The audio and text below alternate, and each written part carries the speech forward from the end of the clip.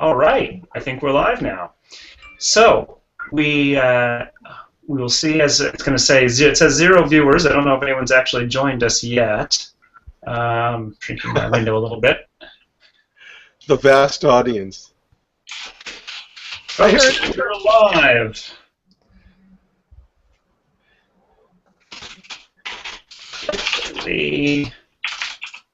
I'm making a poster. I have to color it in. You probably can't really see it because it's not colored in yet. Oh, awesome! You know, I was trying to write something. I don't know if this will show up, but is this legible? Yes. Yeah. Sorry about the lines. Of course, I'm looking at it on a 27-inch full screen display. Okay. Well, this is as short as I can make the URL. alt.cc/50. Are we supposed to go there? You can go there. You'll get a PDF that I made yesterday. Ooh, I wasn't going to write a book in a day, so I just dashed off a little 14-page document. Dashed it off. Basically, it's like a chapter. Can you show us that thingy again? Alt.cc what? alt.cc/50. I'll mention that URL a few more times during this party. It's what passes for a party favor. Sorry? I must be dehydrated because that really wasn't very many characters, so I'll work on hydration. This is a little party favor for everyone. It's 50 things Joe Kissell thinks you ought to know. Control mug, but I couldn't find it.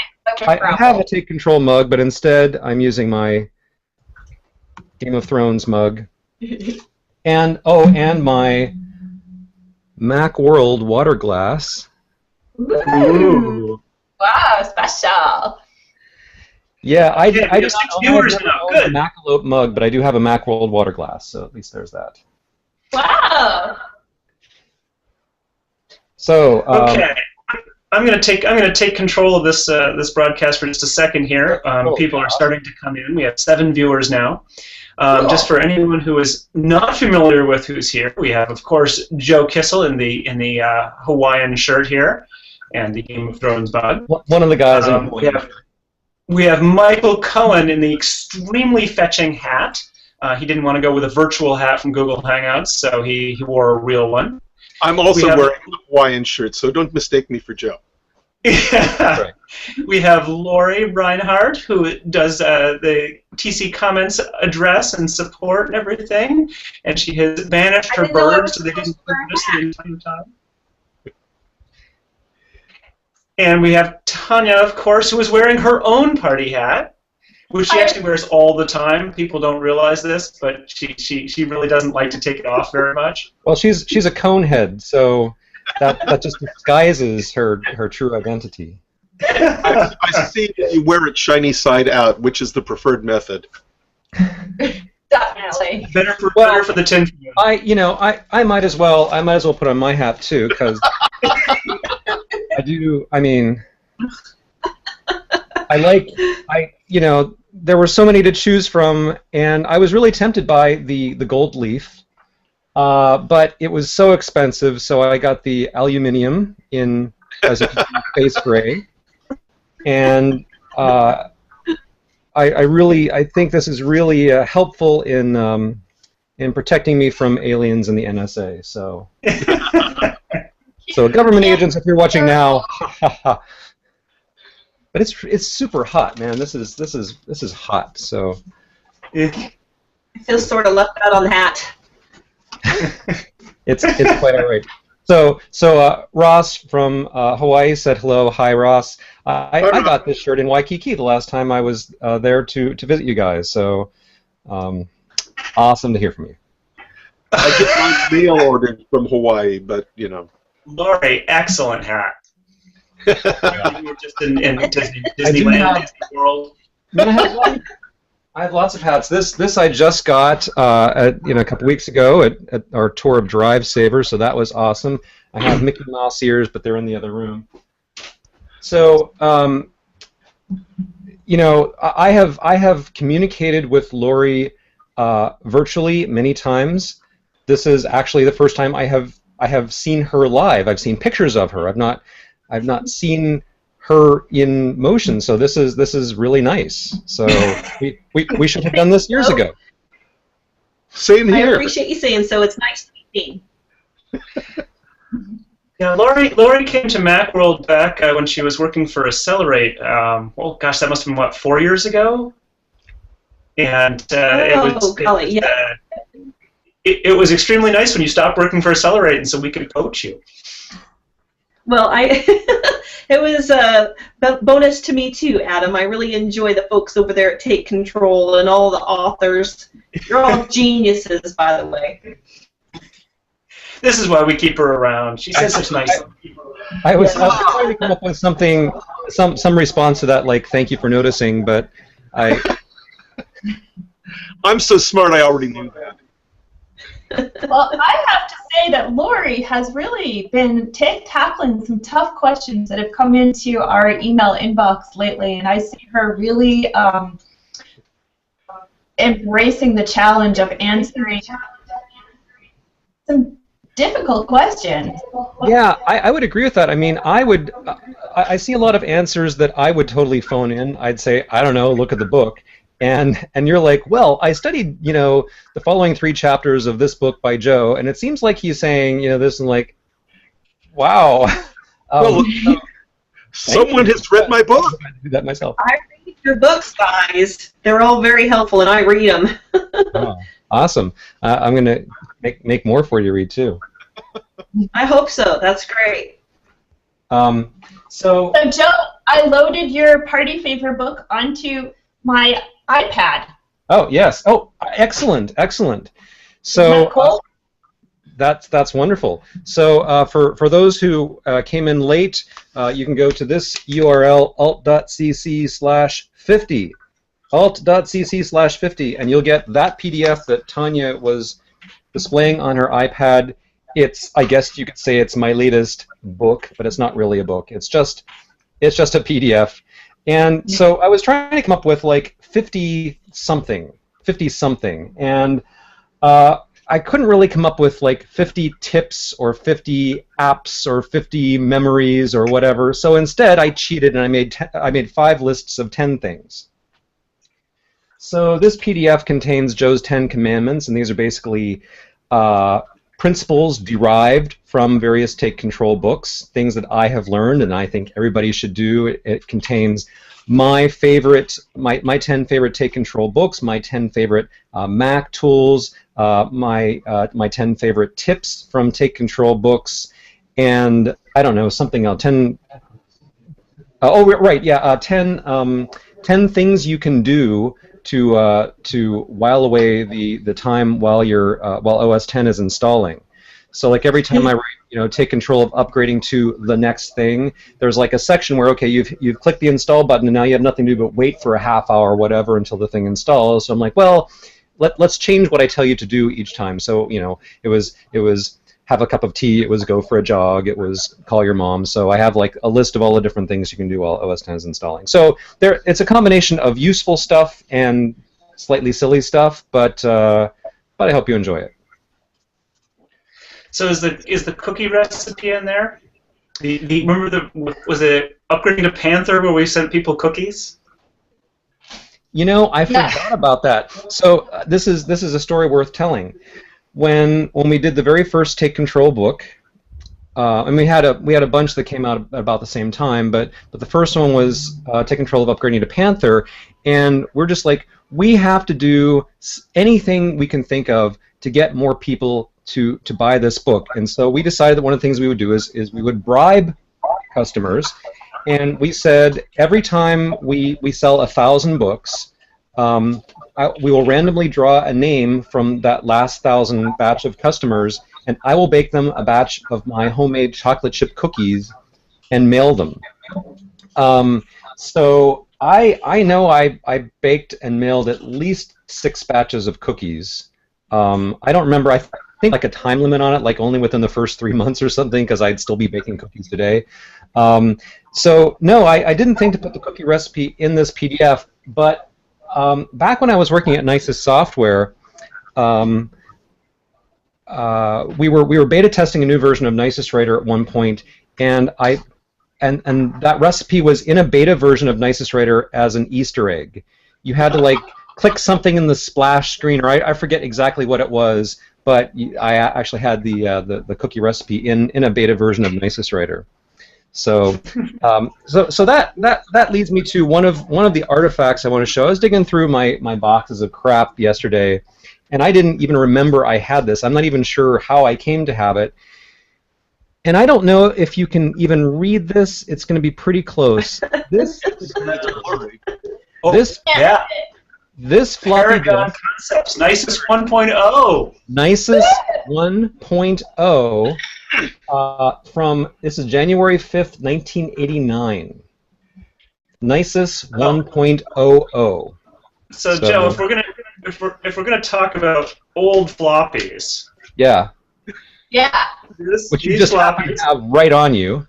which I do. This is Ziggy and Stardust, and these were Tanya's and my floppies that we used at Cornell probably in 1985, 86. Nice. Because that was when you actually had a floppy that you carried around with you with all your documents on it. And so looks like Lori has some too. Man, everyone Here's keeps all my these. backups to my money program that I had years ago. Multiple backups, Joe. You'd be proud of me. That's awesome. And now, of course, I have a drawer full of like tiny little flash drives, and I don't know. This is what is it? This is 32 gigabytes. So this is how many of those floppy drives? And I mean they're like they're just clutter. It's like just 32 gigabytes here and there. Somewhere around here I have the original Wildcard floppy disks. That was the beta version of HyperCard. Oh really? Wow! I don't think I've ever seen that. We actually still have a very large number of floppies because I haven't quite been able to bring myself to get rid of them, and they're not really taking up any space that I need. So well, I'll leave them. But you have backups of all of them on CDR, right? Oh, They're all in iCloud. That's right. no, I actually have the backups on VXA tape. See, I do not own a device that can even read a floppy disk, assuming this were even readable, which it probably isn't, much less do anything with the data format that's on here. So it really just is just an artifact, a slice of history. It's my VXA tapes. I used those in one of my previous jobs. Joe in theory, there's a VXA tape drive in the attic that actually will read these. And what interface does that use? SCSI, I believe. SCSI. But you have, I'm sure you have a SCSI to Thunderbolt converter, right? No, I have a PowerBook G3. That's what I use for SCSI. I actually needed to use it 5, 6, 7 years ago. That was the last time I got SCSI working. So I just wanted to, I see some questions coming in or comments, and I just wanted to reply. Thank you, Chuck. The other big 5.0 is coming in a year and a half, and I have something even more special planned for that. But Joe, I wanted to mention that you need a tip in your privacy book that the best way to secure your data is to record it on media and wait for the media to become obsolete. That is a great idea, actually. That is a great idea. David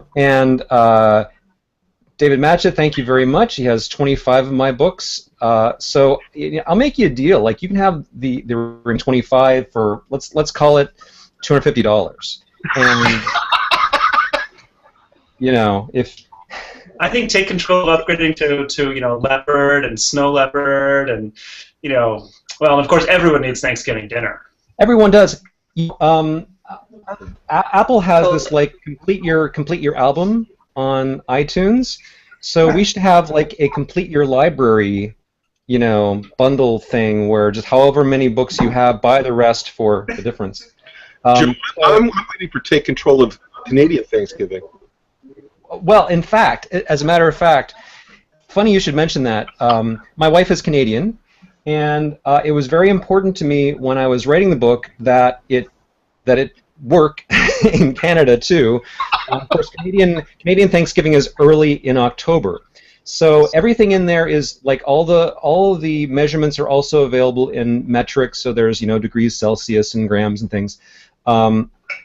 Canadian Thanksgiving, apart from being celebrated on totally the wrong day, and they celebrate it on a month, for crying out loud. But apart from that, it's pretty much the same. Yeah, speak of the devil. So, Hello, this is my wife Morgan. For anyone who hasn't met her, she's, if I say Canadian, but I love her anyway. American. She's American too. Yeah. And this guy just turned 5 years old on Wednesday, and as soon as this party is over, we're going to get in the car and go to Chuck E. Cheese, where 20 of his friends and parents are going to join us for another celebration. All right, sweetie, let's go. Thank you for joining us. Bye, Nice to Soren. meet you. The other one, the little one, is I hope he's sleeping right now. He's sleeping, so he might wake up before the end, and I'll be able to introduce him too. So what were we talking about before? Thanksgiving, Canadian. Thanksgiving, right. So I was just saying that it's designed to work for both places. Doug Blunt says hi from the Tex-Mex border. Hi, and a couple of people are asking, why is my video so much better than everybody else's? Well, I think you've got it wrong. Actually, the connections are all the same. It's just that I am inherently clearer than everyone else. People have told me that this comes across in my writing. Joe, you're so clear in your books, but as it turns out, I'm clear in real life too, and everybody else is just kind of fuzzy. I'm going to actually check. Michael's a little fuzzy usually, but I think the trick is that when it switches between us, it's fuzzy at first. So hopefully Michael is now clear because I've focused on him a bit. Yeah. So am I clear now? Okay. Can you see me now? For what it's worth, I'm using a Logitech C910 camera. It's hooked up to my 27-inch iMac, old-fashioned non-retina display via USB. My iMac is in turn plugged into my my Wi-Fi, my cable modem via Ethernet, so it is hardwired. Wi-Fi is in fact turned off. Machine. 150 megabit connection, and I forget the upstream is like 70 or something. So I have a pretty decent internet connection and a decent camera. And I've got lights here too. I don't know if this might be dangerous, but I've got these studio lights on both sides of me here, and I think probably those contribute to the quality because they give the camera more useful information to work with. But they also make it. I'm guessing. I sweat when I'm under these things. You really have 70 and 150 megabit? Yeah. I test it right now, but that might slow down my connection. So to get, I don't know about other people. Tanya and I have 30 megabits down and 5 megabits up. Yeah, so, I have so that's probably the highest bandwidth consumer internet connection that is available in the city of San Diego right now. Both AT&T and Cox are making noises about fiber that would bring gigabit Ethernet to me, and I will be thrilled when that happens. I will be thrilled as long as the gigabit Ethernet is accompanied by a raising of the data cap, because I can burn through, with a 150 megabit connection, I can burn through my 400 gigabyte monthly allotment in 4 or 5 hours. So those two things really need to go together. Now, see, people are tweeting at me. Oh, I see. All right.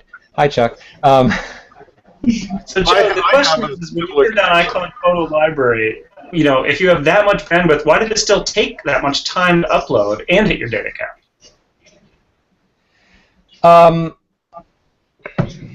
Well, that's a good question. It could be the fact that while my photos are uploading, I also have, Crash Plan and other things going on.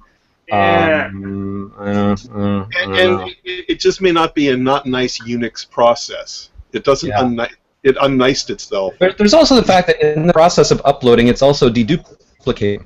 And I don't know the technical details of exactly how it happens, how much data has to come down in order for it to determine what matches what's already up there, but that could be a way. I have to say, so hi Daniel, and thank you for having the nicest way. Which have this copy of the nicest way has the original CD in it. So I got it too. See? We keep this around. This isn't even autographed. What kind of a?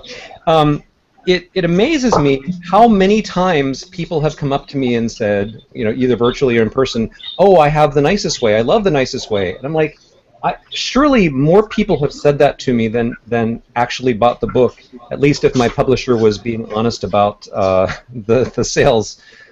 Because I don't remember. I don't remember how many copies it sold. I'm sure it was like under 5,000. Like not a huge number. But I get that like all the time, and thank you. Joe, it's yes. But the copy I read was the sole departmental copy of the Department of Near Eastern Languages at UCLA. Awesome. Well, I have this other book here.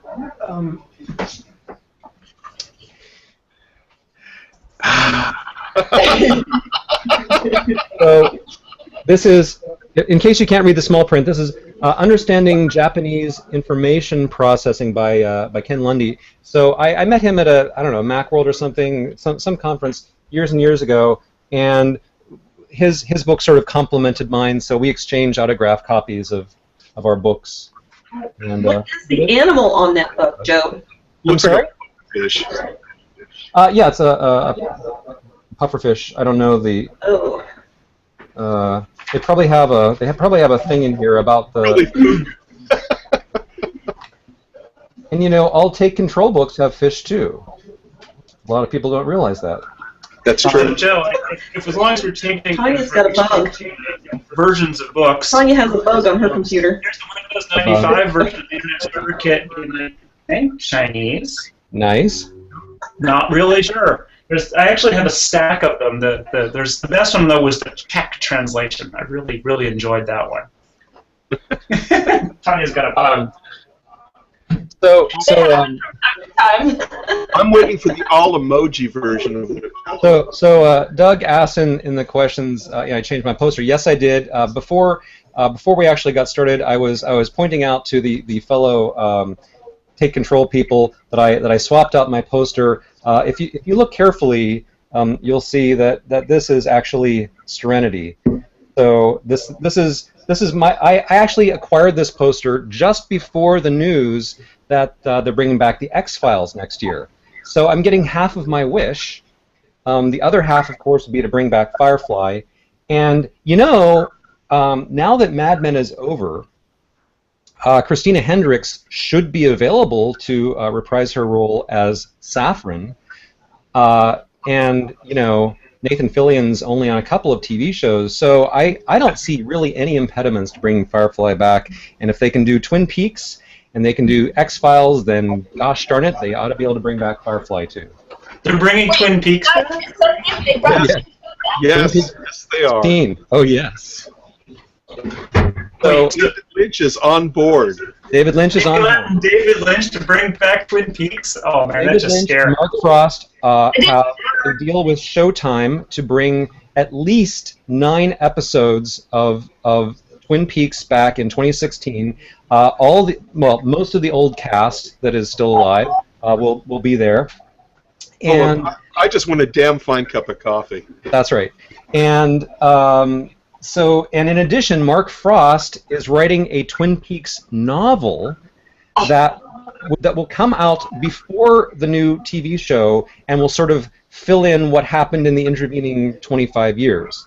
So I'm super excited. We just finished rewatching Twin Peaks on Blu-ray for the umpteenth time.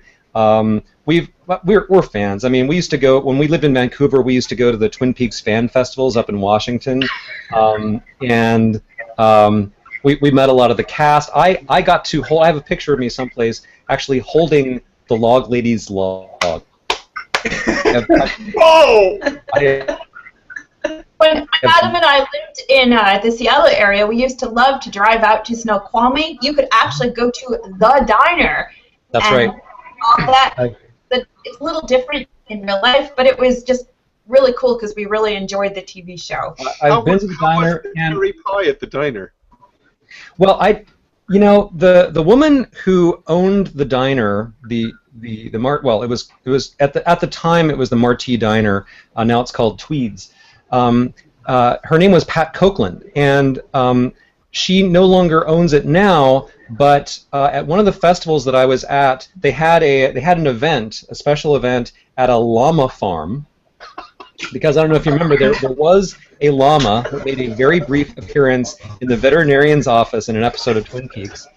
And so they had an event at a llama farm, and Pat Copeland, who baked the cherry pie that got David Lynch hooked and induced him to put that in Twin Peaks, she baked pies for all the fans, and I got to eat her cherry pie and talk to her, which was really as thrilling for me as like talking to David Lynch. So, and I understood everything she said too, which probably wouldn't have been the case with David Lynch. But Lori, I liked seeing your bird. Well, she's kind of trying to introduce her to you. This is my bird. Her name is Boop. Nice. I want to just. She's a black-capped conure, and she's rather wants to be the star of this show. So I thought I'd at least introduce you to her so you could see what she looks like. I thought maybe my cat wanted to come in and take a look at your bird, but she's not. And have a little taste test. Yeah. Uh-oh. Yeah. So she's So a few things here. I have, again, for those who came in late, come get your party favor, alt.cc/50. Alt.cc/50 is a little PDF I put together yesterday with 50 things I think you should know. So go fetch that. And I wanted to show you a few other things here. I showed earlier the floppy disk with Nisus 1.0 on it. You probably all remember that one of the former CEOs of Apple, Jean-Louis Gasset, later started his own computer company called B. There was the B box, which was an awesome computer, and there was the B OS that it ran. I met Mr. Gasset. I gave him one of my business cards because at that time a buddy of mine and I had a company called Computer Geeks Incorporated, a little consulting company. And by the way, I should say, when I eventually sold the domain name computergeeks.com, I got a lot of money for it. I sold computergeeks.com to get a lot of money, and then I decided that I wanted to have a name because I was so sick of typing out and having to say computergeeks.com. So that's why I got alt.cc, because it was the shortest one I could get. Anyway, I met Mr. Gasset at Macworld or something, and I picked up a B pocket protector.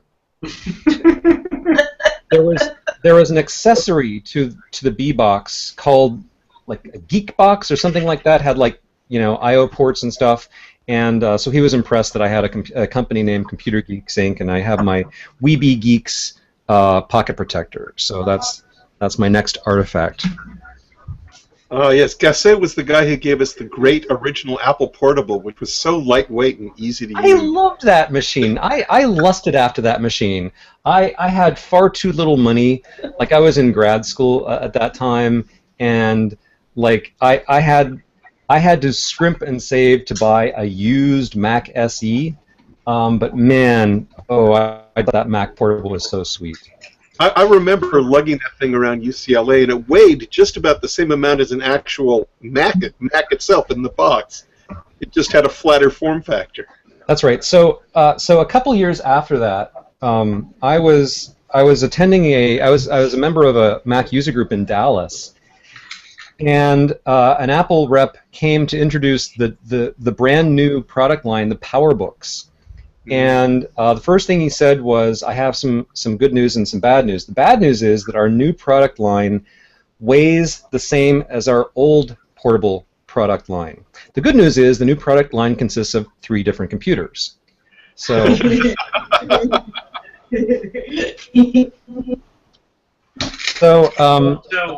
I was just looking as you were pulling on artifacts, and I found a couple of things that those who've been around for a while might recognize too. And right. When Apple moved Macworld Boston to Macworld New York, yeah. they had this button. But even before then, this is one of my most treasured Apple bits of paraphernalia. It's a coveted MOOF button. Yes. Which you only got if you knew a guy named Mark Johnson, who was at Apple developer technical support in the late 80s, early 90s. Wait, I got my favorite button.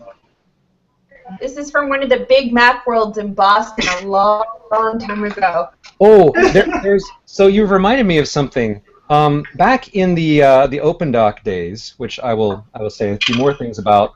There was a Macworld in New York that I went to, and some company that had some kind of OpenDoc software had these T-shirts that said, "Link me, embed me, treat me like an object," and I thought that was brilliant. I did not score one of those T-shirts, but I just thought that was like the best tech T-shirt. Here's a piece of button trivia. Let me get my thumb in the right place. What product is this? Oh, I have a Newton sitting over there on my bookshelf right now. Good job. I was going to say it had to be either a Newton or an eMate. So we have more entertainment. I see another question. Doug Blunt asked, Joe, can you briefly explain your workflow in writing a Take Control book? How do you decide on the next book? So what happens is they lock the door and they slide pizza and Mountain Dew under it like every few hours, and then when it's done, I slide a floppy disk up the. That's it's the Chinese room experiment. So a couple of different questions there. So how we decide on the next Take Control book is it's kind of different every time. Sometimes a lot of write in and say, why don't you have a book on X? And when enough readers say we really want a book on X, we say, well, there appears to be public demand for it, so let's do that. Sometimes we just come up with an idea and we think, oh, this would be cool. We don't think anybody would ask us for this, but we think that people will buy it once it exists. Just something that either I, as the author, or Adam and Tanya, or somebody feels like this is just a really great idea. Sometimes a company will come to us and say, would you write a book about our product?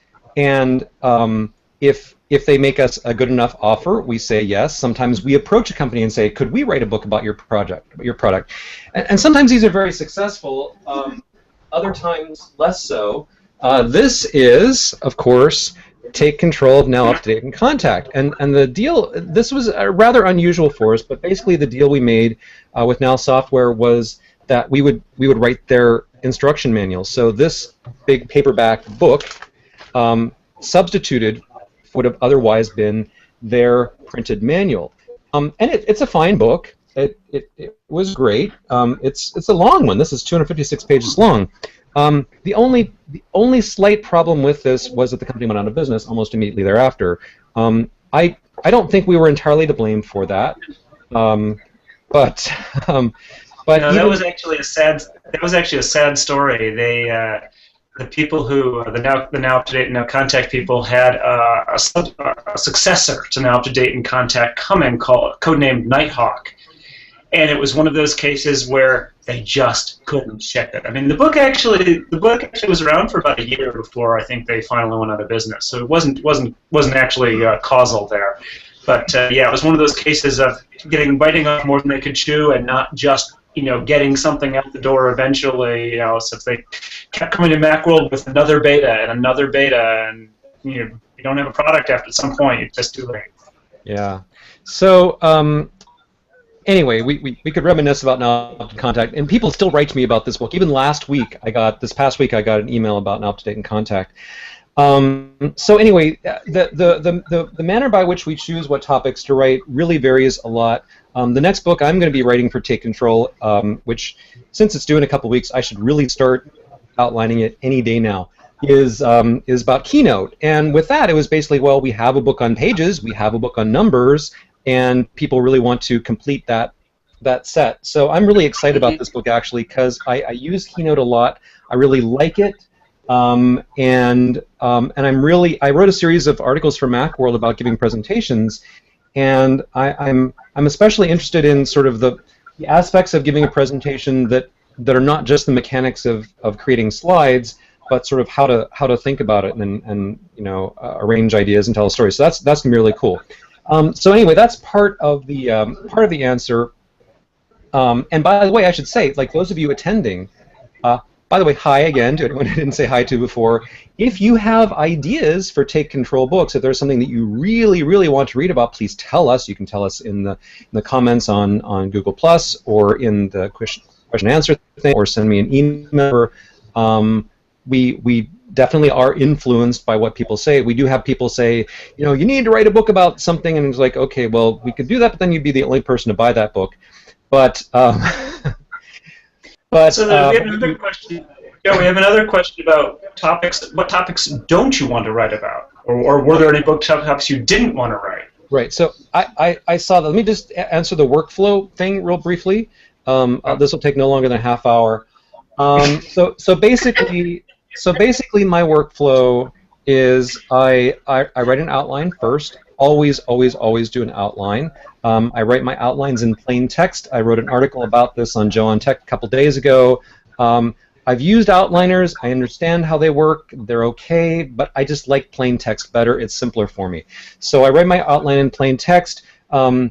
If it seems necessary, I get input on the outline from other Take Control personalities. And then I basically, once we have settled on an outline, I pour that into the Take Control template and assign the headings to everything, and then I just fill in the blanks. So I write in Nicest Writer, and I just sit and I write and I fill in the blanks until the book is done. I do not write linearly. I do not start with the introduction and then write chapter 1 and then write chapter 2 and then write chapter 3. My brain doesn't work that way. I write about whatever I'm interested in writing about that particular day.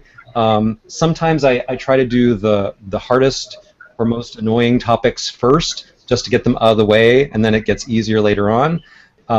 It all depends, but there's something about my brain, I just can't write linearly. Oh, Jim, I wish I could do that, because I'm forced to write linearly, and it slows me down enormously. Yeah. And then once the manuscript is done, of course it goes into editing. I'll go back and forth maybe a few times, maybe a dozen or more times with the primary editor. Adam does an edit pass as well. Tanya does an edit pass as well. And the book goes through a technical review. Sometimes, depending on the topic, sometimes we get a lot of people to do a group technical review. Sometimes it's just one person that we hire to do a tech review. And then I make whatever changes come up during the tech review, goes through another edit pass or a few, and then once we're all satisfied with the content, we have a process to produce the ebook in various electronic formats. It goes through one process to do the PDF and another process to make the EPUB and MOBI versions. and this is like it's a complex process. It takes a lot of steps over a lot of days, and I'm sort of yada-yadaing all of that. But that's the short version. So the Geek Board. Thank you, Esco. The question was what. So what books didn't I want to write about? I guess that do you mean books that I didn't want to write about, topics I didn't want to write about that I wrote about anyway, or topics I didn't want to write about and therefore declined to write about? Or are there any topics you didn't write about and then you wished you had? Well,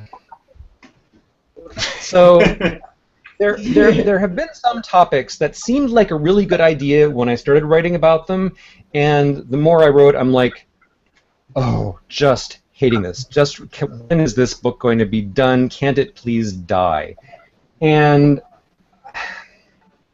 I hope I don't disillusion anyone, because I've written about a lot about Apple Mail, and I've also written a lot about iCloud, MobileMe.Mac, and like these are the kind of topics that the first time around they weren't that bad, but there have been some iterations of the Apple Mail book and the iCloud book that just I want to poke out my eyes with I can't. It's so annoying. I just really don't ever want to talk about those topics anymore. They just become so incredibly tedious, and I would say in general, there are some exceptions to this, but in general, when a book is just like explain this app or explain how this service works, that's a lot less interesting to me than when I'm explaining a process. So take, for example, Dropbox. Dropbox is a service, and you on your iPhone, you have an app on your Mac, and I just have to explain how it works. And that's okay, but it's kind of that's just kind of boring, because I say, well, what does this menu command do? Well, let's try it and find out. Then I write that down. That's just really boring to me. What's more interesting is when I can say, here's how you do something useful that you want to do with Dropbox. So those parts of like the Dropbox book will be much more interesting.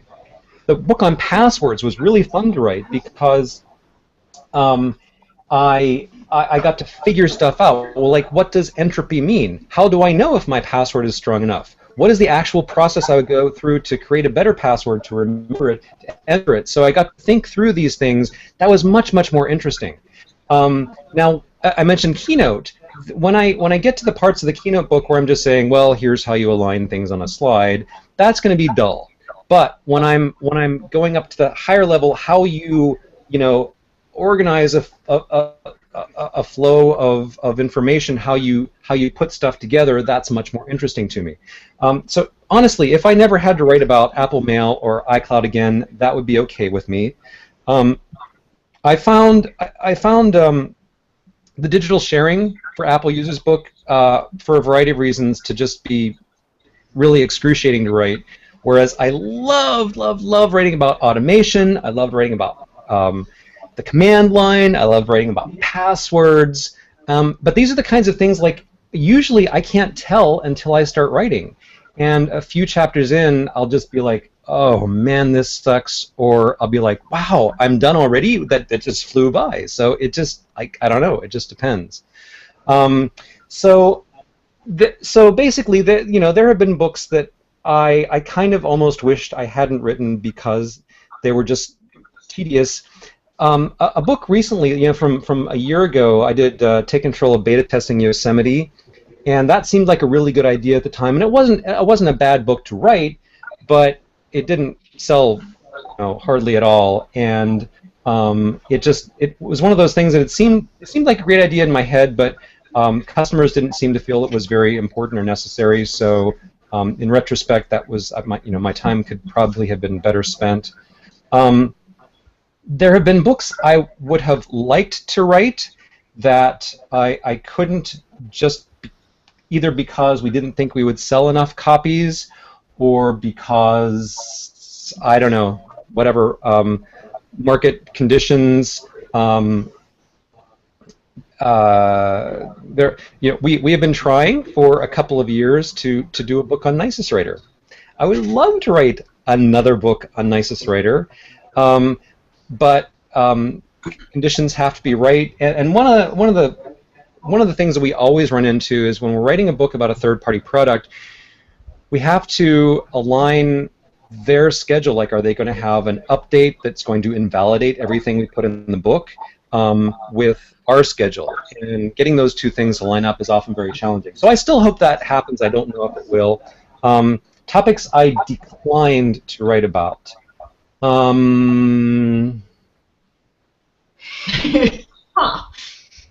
I'm sure there were some. I must have not from my memory. I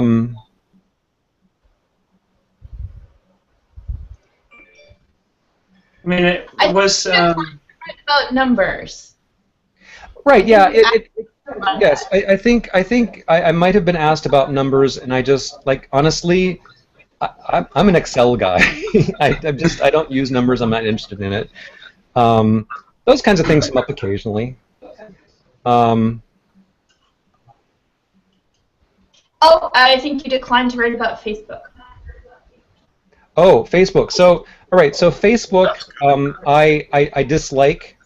Don't use it. I mean, I use it as little as I can get away with, let's say. So, anything. So, if anybody proposes that I write about a product or service that I actually actively dislike or I wouldn't use myself, then of course I would say no.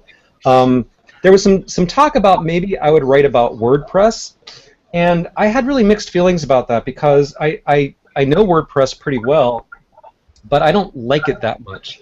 And in fact, in my new Joe on Tech site, I don't use WordPress. I use a completely different mechanism to run that site, and I am trying to move away from WordPress and migrate my other sites off of it. So it would feel a little bit disingenuous for me to write about WordPress at this point. What are you switching to, Joe? Well, if you really want to know, so in my Dropbox book, I mentioned certain systems. Whose dog is barking? Sorry, she's downstairs, but she's got the mailman. The mailman is here. All right. Sorry. You can mute your audio if you want. I mentioned about some blogging platforms where you write blog posts or whatever, articles, in Markdown, and you put the Markdown files in a special folder in your Dropbox, and then processing happens, and your articles are posted. So I thought something like that would be neat, because I like writing in Markdown and I like using Dropbox. But as I investigated all those services and tools that exist to do that, none of them was quite right. So I slightly hacked my own. So what I do is I use a system called Jekyll. So what Jekyll does is it takes Markdown files. Excuse me for just a second. It takes Markdown files and runs them through a template that you make and produces a lovely static HTML website. And it's just there's like a one-time setup thing, and then it just works. Like anytime a file in a certain folder appears or is modified, Jekyll says, okay, let's reprocess that, and it makes static HTML. So the site does not use a database at all. There's no PHP, there's no Perl, there's no lookups that have to happen. Everything is just a series of static HTML files, and when anything needs to change, the relevant HTML files are regenerated. So it's super fast and super reliable. I've had a lot of problems where I'm using WordPress, and then MySQL will die for some unknown reason, and that brings down the whole site.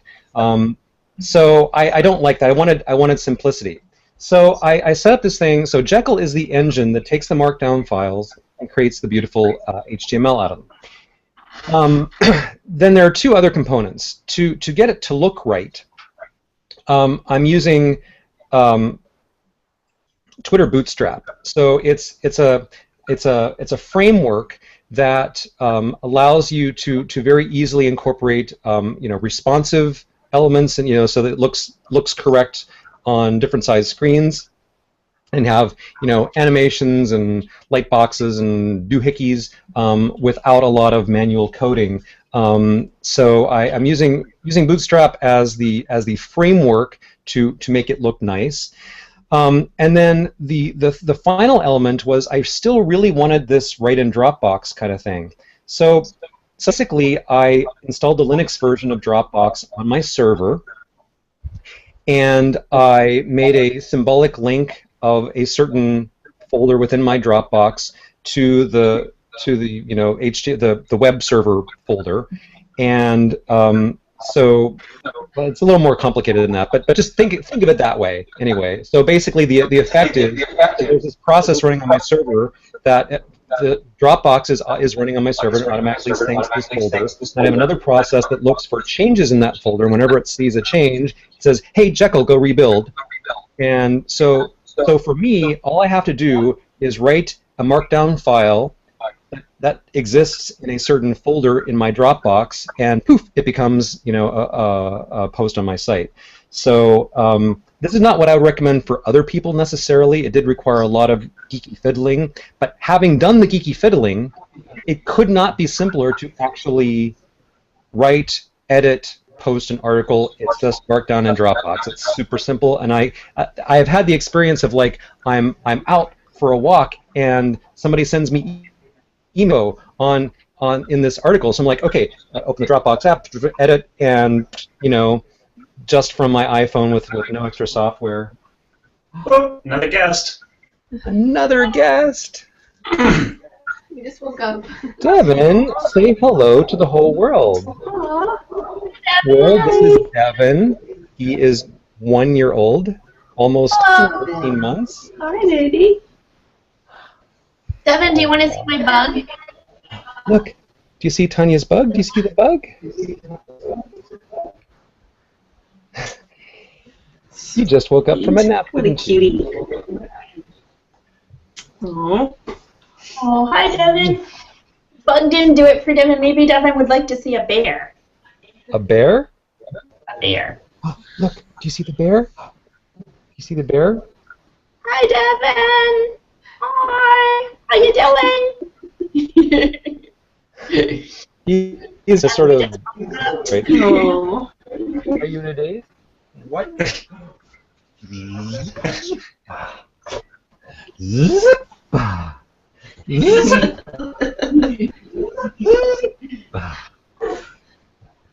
I wish I could hold him. He's heavy. He's heavy. Oh, we have another special guest. You're even heavier than your little brother. Yay! Yay! Soren, who's 5? 5. Yay! I sit on my shoulder. Oh, oh, awkward.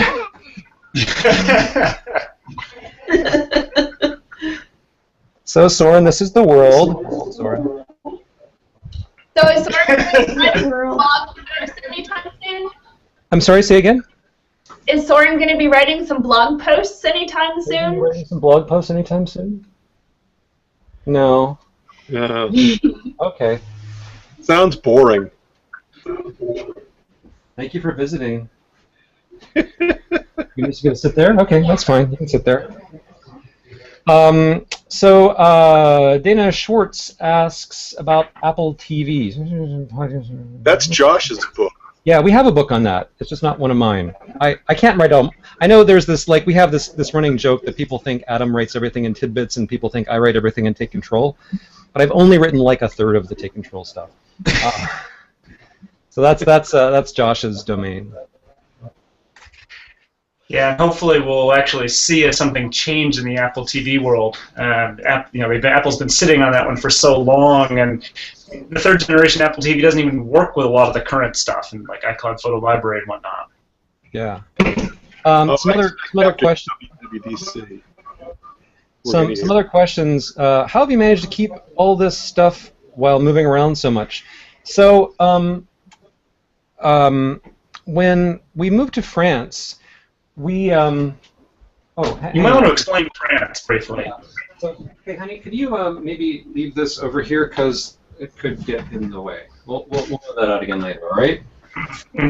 I have a yoga ball that I have another desk right here, and my yoga ball is what I sit on when I'm working at this desk, and it looks like a toy, but it's not really. So in 2007, my wife and I decided we were living in San Francisco at the time, and we decided that we needed something different and something more exciting, so we decided to move to France, and we lived there for 5.5 years. In fact, Soren here was born in Paris. I have the video to prove it. No. Nope. But you know, our hospital room had a view of the Eiffel Tower, so that's pretty awesome. So when we moved there, it was, you know, it's just Morgan and me and our cat. Soren's holding up this prop, which was going to be for later, and now I'm going to have to explain this to him.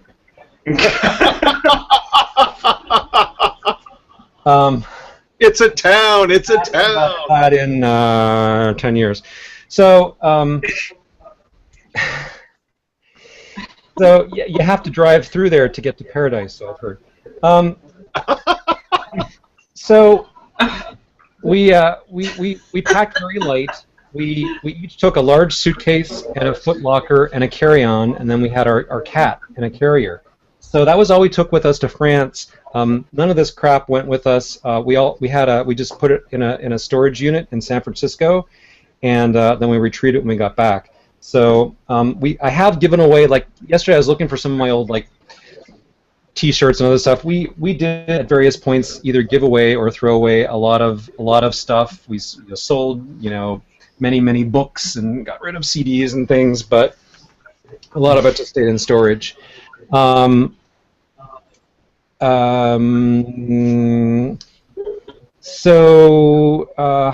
Brian Murray asks, how about a book on the history of Mac OS up to current OS 10? I go to Wikipedia for stuff like that. I'm sure there are like lots of interesting stories that would make for good reading, but it's sort of that's not the sort of thing that would be a Take Control book. Like, it would be an interesting book, but Take Control is kind of all about teaching people how to do things, and I sort of think that would not sell particularly well for our audience. And there's actually a number of those kinds of books out there. You know, the Mac Bathroom Reader was one of the best ones back in the day.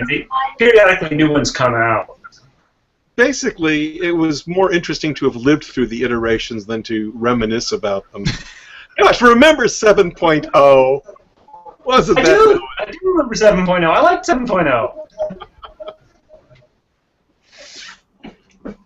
So I was just like, I can't multitask. So I was looking in Twitter for comments, and my sister-in-law, Kat Yankee, made a comment about this. So I'm going to try to put this together. Hang on a second. How does this work? Excuse me. Can you pick that up? Okay. Here. You guys have way cooler stuff on your desk than I do. So, all right, this is... When you write, you need a lot of distractions. I'm actually in Office 2.0. I had a bigger office upstairs for a long time that had like a huge amount of old stuff in it. And then I came down to this little office downstairs, and I only brought a very small number of things. So I had to be very selective. I don't know how much anybody can see, but so what we have is we have a UFO.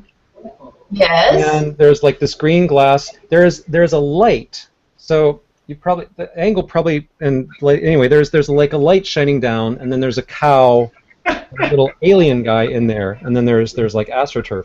So so my sister-in-law made this. Why?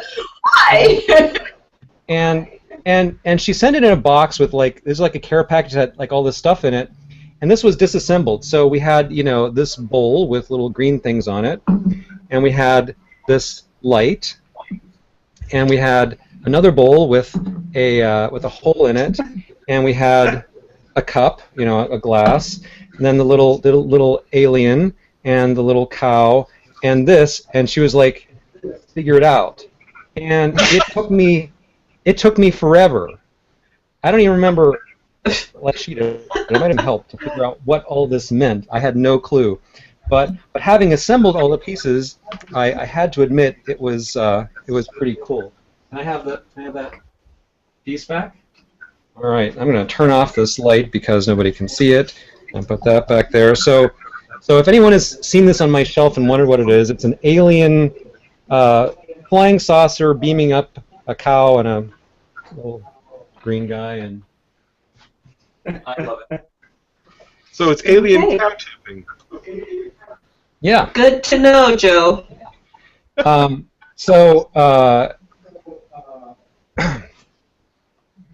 Someone is asking, can you please explain net neutrality?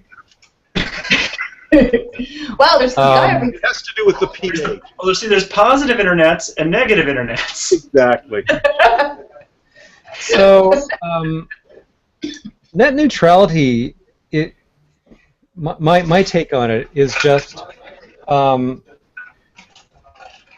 normal internet. Normal internet. The opposite of net neutrality, the thing that people don't like, is when your internet provider, like Comcast or whatever, decides, we're going to slow down Netflix because they're using up too much of our bandwidth, unless either Netflix pays us money or you pay us extra money.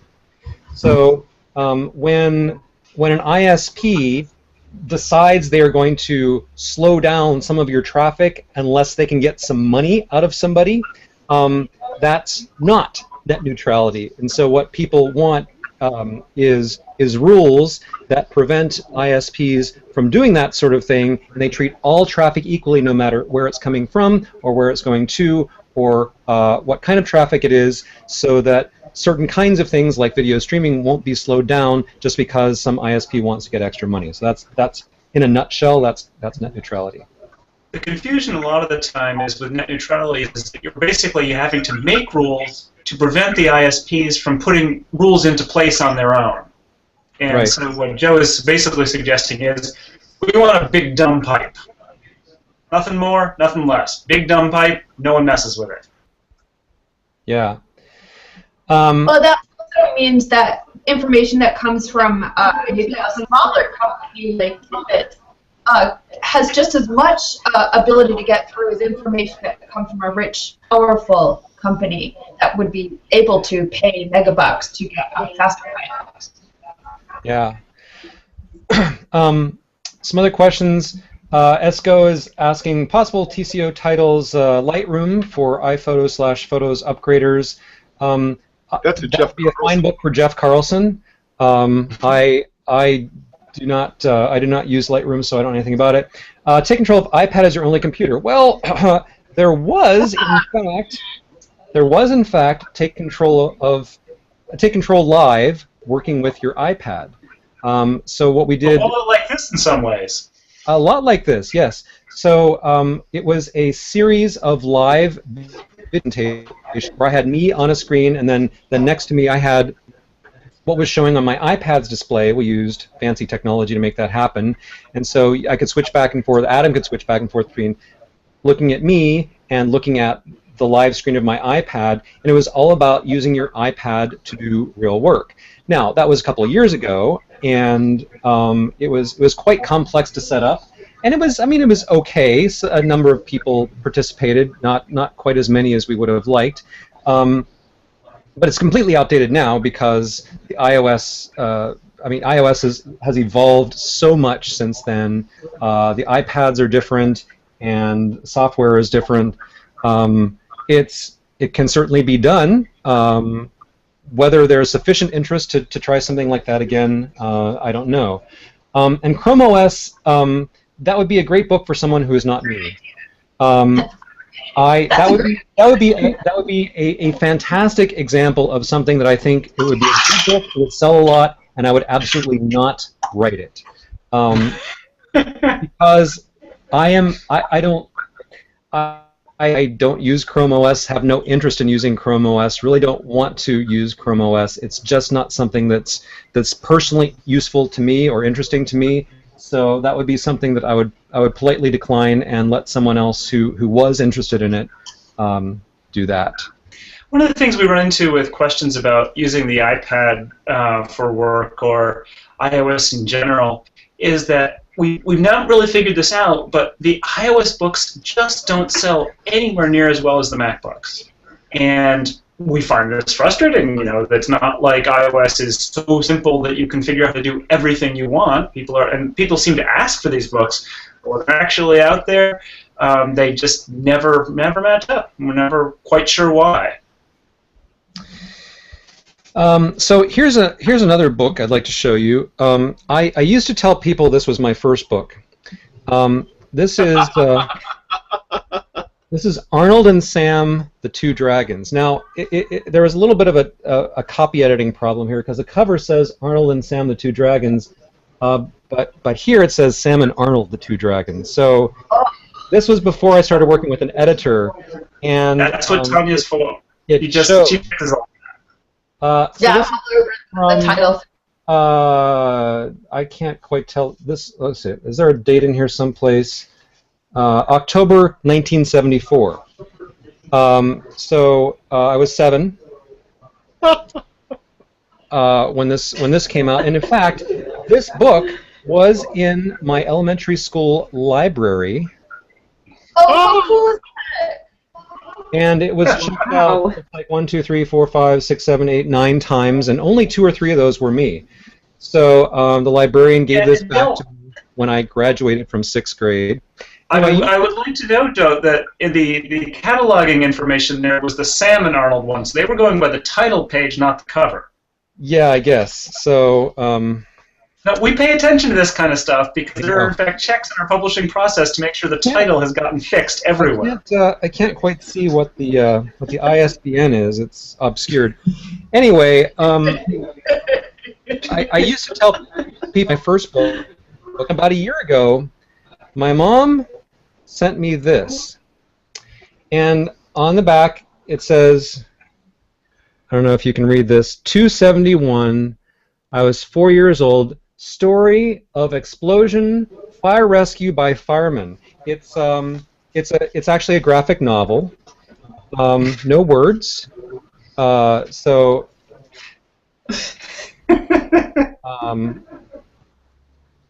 oh, the ladder. The ladder, yes. The ladder keeps coming up. In fact, I don't even know. I assume it's meant to be read in portrait. I don't know. It might be a flip book. Maybe we need to do it quickly. Another ladder. Ladders. Explosion. Is that an upside-down person? What? Was that an upside-down person? It's whatever you want it to be. Let's say it's a person falling and firemen carrying them. I don't know. But this, I have physical evidence. This actually predates Arnold and Sam. It's 1971. This is gold, baby.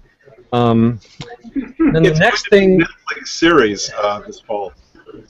The next thing, the next thing that I have at hand to show you. This is from 1991. This is my master's thesis. Bound by. This was Sam and Arnold, the sequel? Well, something like that. This is Meaning in Relation to the Phenomenological Observer, University of Texas at Arlington, 1991. I would do a dramatic reading, but Not a lot of drama? not a lot of drama. And then we mentioned OpenDoc earlier, so I had to show this. CyberDog, yes! I wrote this along with my friend David McKee. This was one of 2 books that I'm aware of that was written about Cyberdog. This had a better cover and also talks about Sandra Bullock. So I thought this was really superior. And about 3 months after this book came out, Steve Jobs came back to Apple, killed Cyberdog and OpenDoc immediately, and so this book became absolutely irrelevant. That has happened to, a few of my books, but we press on. Against the tide. So let's see here. Take control of your dragons. I have to say, this is a House Stark mug, and honestly, I mean, I'm rooting for Arya. Like, if there was one character I would like to see on the Iron Throne, it's actually Arya Stark. But I think Daenerys has a better chance, and dragons. So I would vote for Team Targaryen.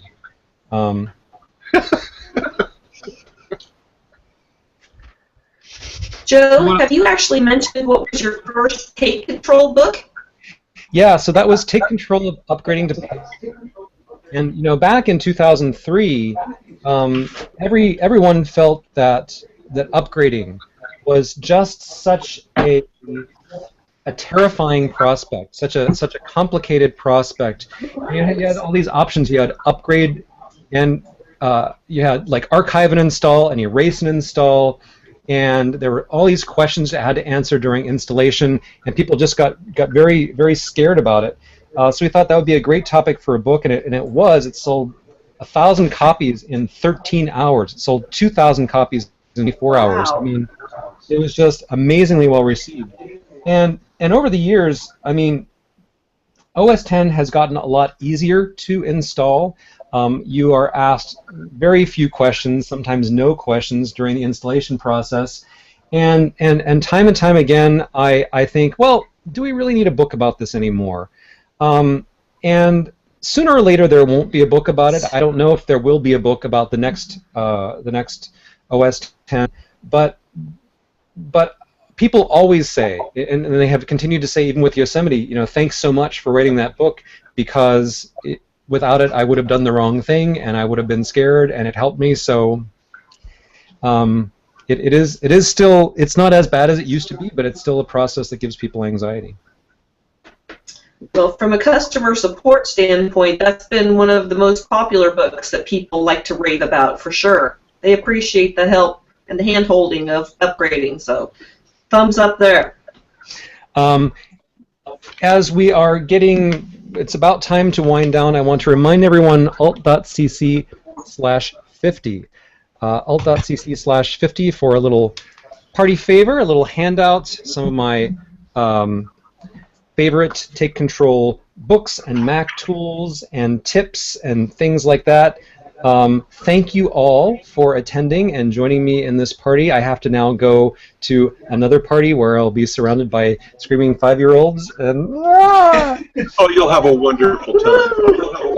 But there will be pizza at least. So I guess there's that. But this has been a lot of fun. Thanks everyone for attending and asking questions.